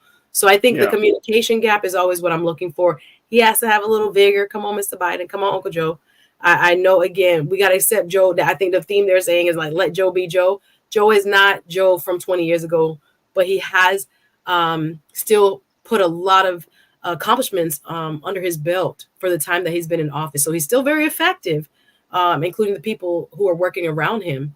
But I do think breaking down some of these economic issues, I think that's the one piece that people, even though the economy in the numbers by the books, by economist standards, is doing amazing. And the country has one of the strongest economies right now in the world. But people still feel a little bit shaky because they dollar not going as far. But I think he has to break through on some of those issues, and of course has to address some of the major issues like Gaza and others that have become, I think, lightning rod issues for some members specifically of the the Democrat inside the Democratic tent. So I think that if folks want to learn more about it, I think they should listen. I think that everybody should tune in, hear what the president has to say, and then we can have a conversation about it afterwards. But the State of the Union is designed to give us a vision of what the president, his overall vision for the country moving forward. And it's going to be interesting to say the least. And as some people are saying, Suzette, that this might be one of his most important speeches of his political career. That's how serious it really is. So we will have to see how he handles the big moment tomorrow night. Again, folks, the president will be addressing the country tomorrow night, Thursday night at 9 p.m. Eastern time. Want to get your final take on this conversation about what's going on in your neck of the woods with Miami Beach. They said, y'all stop bringing that old ghetto stuff down in Miami Beach. Listen, it's what's not being said between the lines that's making people, a little uncomfortable. Who are we talking about here? Well, Mayor Steve Miner and this campaign that they rolled out earlier this week has raised eyebrows across the internets to say they got young people staged on the beach like, we're breaking up with you. It's not us, it's you. Stop coming out here. Stop, breaking the laws, and we don't want you anymore, which I've never heard. This might be one of the first times a global destination is running ads to tell people not to come. Instead of to come. And it's like, well, who are y'all really talking to? They're going to be raising parking prices. Several garages, we've been warned, $100 a day. That alone is going to keep some people from coming. And they're going to be, locking it down as far as policing and security. But folks are wondering what is the undertone and who are they actually directing? Who are they talking to? Are they talking to black college students, or are they talking to white college students? Who are they really talking to? That's what I'd be wondering, because they say spring break, but the people don't look like. I don't know. The grown ass men and grown ass women thinking it's Freaknik down in Miami. Exactly. It's not. I don't know if it's only a college crowd at this point, but seriously speaking, there's been a lot of bad behavior, right? Shootings. It's dangerous. I was like, goodness gracious. We try to avoid this area at all costs during the spring break season for those 2-3 weeks, because we know it's mayhem. It's traffic across the bridge. You can't get in. You can't get out. And people lose their minds. And I'm not going to blame nobody. I've seen it on the internet quoting, the folks from up north are ruining it for everybody. And they come down and they want to act crazy and not follow the rules. I don't know specifically. I'm not calling out nobody, certain states or anything like that.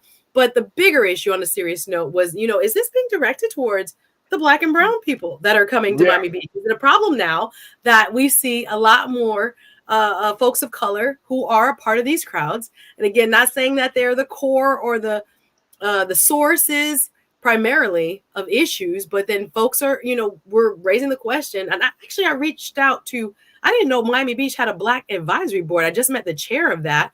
And I was trying to get a quote from him for the show. Like, what do you think about it? He's like, I don't want to get anything political. I don't want to. I'm like, but aren't you supposed to be protecting the Black, residents and their interests? But okay, you don't want me to quote you on this show. Okay, fine. But there is a Black advisory board, I think, for the folks who live in the city. But I don't understand. Money is money.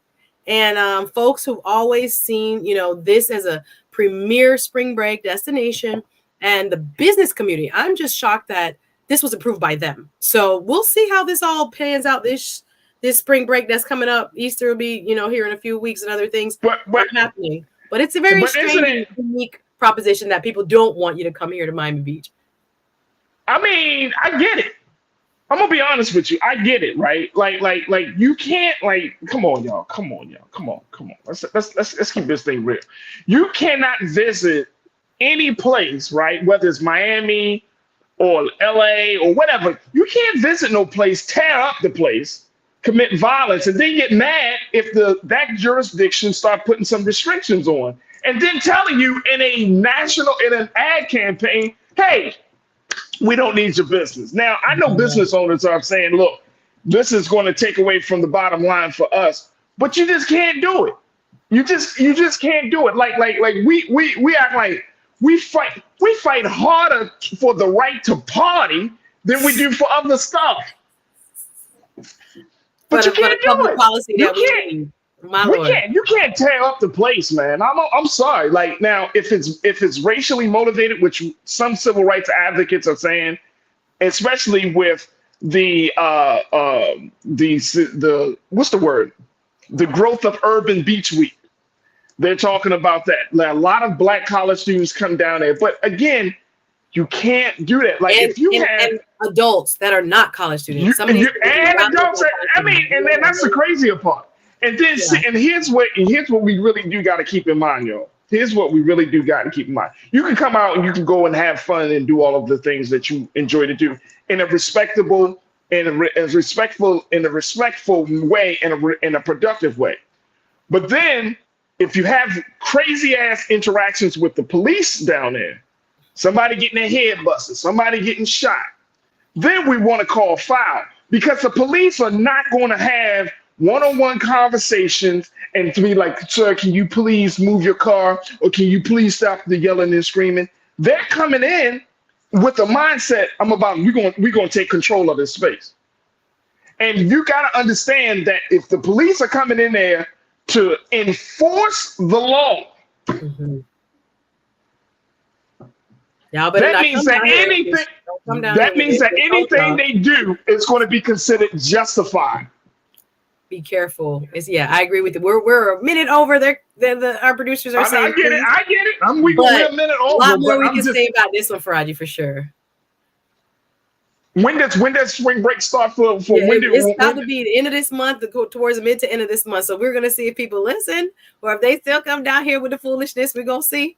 But the message has been sent loud and clear, and we'll see how the public responds. Let me tell you, y'all gonna have a lot of cars in the pound. Miami Beach about to wrench off of them $100 parking. Watch. There gonna be so many tickets. People will be like, I ain't paying for that. Okay, you ain't got no car, bro. It's like out here in Hollywood. When they come out in Hollywood, you can play them games. Next thing you know, your ticket, you come out that club at 2 or 3 in the morning, your car gone. Yeah, no, it's going to be interesting to see if there's any real shift. But yep, the message is out there. The bat signal has been sent. Absolutely. All right, my sister Suzette, checking her out. Make sure y'all follow her. Man, she's fantastic. Follow her on all platforms, social media platforms, as Suzette Speaks. She got a dynamic show. She's putting on these great events. We didn't even get a chance to talk to her about the great events. We're going to talk about that next week. But she's doing some work down in South Florida, and we're very, very proud of her. And so make sure y'all follow her. But Suzette Speaks, thank you for being so good for the culture. We truly appreciate you, sir. I appreciate you always, brother. Thank you, Culture Crew. Always interesting. Thank you for having me. Absolutely. All right, folks, that's going to do it for us. I thank each and every one of you. Big shout out to the brand new Culture Crew. If you enjoyed the show, I hope that you're willing to come back and be a part of the conversation. I hope that you're open to dropping something in the bucket for us as we are embarked upon this great mission of bringing Black news and content like never before. And big shout out to Samuela Harris Lee for adding to the pod. Thank you so much, Samuela, for being another great donor and a great supporter of the work that we're doing here on the Black Star Network. She's coming in at a level 1 Bring the Funk Fan Club member. So thank you so much for that support. But folks, go to our website today at Black Star Network, blackstarnetwork.com. Download the app, follow us on social media, and we truly appreciate y'all for your ongoing support and watching us each and every day. That's going to do it for me, folks. Also, follow me on social media. You can find me at The Real Farajii on Instagram, at Farajii on the X platform, at Farajii Muhammad on Facebook, and I would love to connect with each and every one of you. Man, crew, y'all were jamming today. Thank you so much. Thank you for all the great insight and the analysis and all the great comments that y'all have brought to the conversation. Thank you. All right, stay tuned. Up next, 6 p.m. Eastern Time is Big Brother Roland Martin with Roland Martin Unfiltered. As always, never be afraid to challenge what's wrong. Stand for what's right while being yourself in the process. God willing, we'll be back tomorrow for another exciting edition of The Culture right here, only here, exclusively here on the Black Star Network. Talk to you soon. Have a great evening. Peace.